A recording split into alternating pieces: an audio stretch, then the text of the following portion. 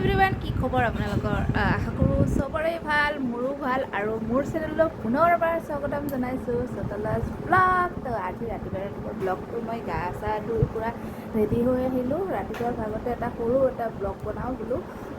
তো ৰাতিপুৱাৰ ব্ৰেকফাষ্টটো মই কি বনাওঁ আজি তো আপোনালোকক অলপমান দেখাব চেষ্টা কৰিম। তো চাই থাকিব শেষলৈ ভিডিঅ'টো। দেউতাই কঁঠাল কাটিছিলে ৰাতিপুৱাই কঁঠালটো কাটি মেলি ধুনীয়াকৈ ৰেডি কৰি দিছে। তো কঁঠালৰে কিবা এটা বনাম, তো আপোনালোককো অলপমান দেখাব চেষ্টা কৰিছোঁ। তো চাই থাকক শেষলৈ ভিডিঅ'টো। আটা লৈ লৈছোঁ, ভাবিলোঁ এবাৰ পিঠা বনাওঁ, কিন্তু পিঠা নবনাওঁ, পৰঠাকে বনাম বুলি ভাবিলোঁ। কঁঠালৰ ধুনীয়াকৈ অকণমান আটা লৈ লৈছোঁ, আৰু কঁঠালটো মায়ে চেকি থৈছিলে, চেকি থোৱাৰ কাৰণে সেই কঁঠালটোৱে দি দিলোঁ।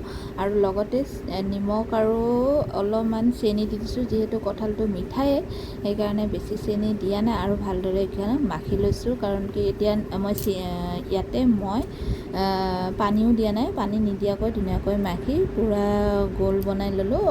যেনেকৈ ৰুটি বনাই তেনেকৈ মাৰি ল'লোঁ। আৰু এতিয়া ধুনীয়াকৈ অকণমান আটা দি বেলি ল'লোঁ। আৰু মই আজি ঘি দি ভাজা নাই, অকণমান তেল দি ভাজিছোঁ। তেল অলপমান দিছোঁ, বেছি দিয়া নাই, কাৰণ কি ৰাতিপুৱাৰ ভাগত ইমান তেল খোৱাটো ভাল নহয়, সেইকাৰণে মই অকণমান তেল দি বনাইছোঁ। আৰু প্ৰথমবাৰ বনাইছোঁ, কেনে লাগিলে আপোনালোকে কমেণ্টত জনাব নাপাহৰিব। যদি ভাল লাগিছে প্লিজ লাইক কৰিব, শ্বেয়াৰ কৰিব, এণ্ড ছাবস্ক্ৰাইব কৰিব নাপাহৰিব। আৰু মোৰ ফেচবুক পেজ চতলাজ ব্লগ বুলি আছে, আপুনি ফ'ল' কৰিব নাপাহৰিব।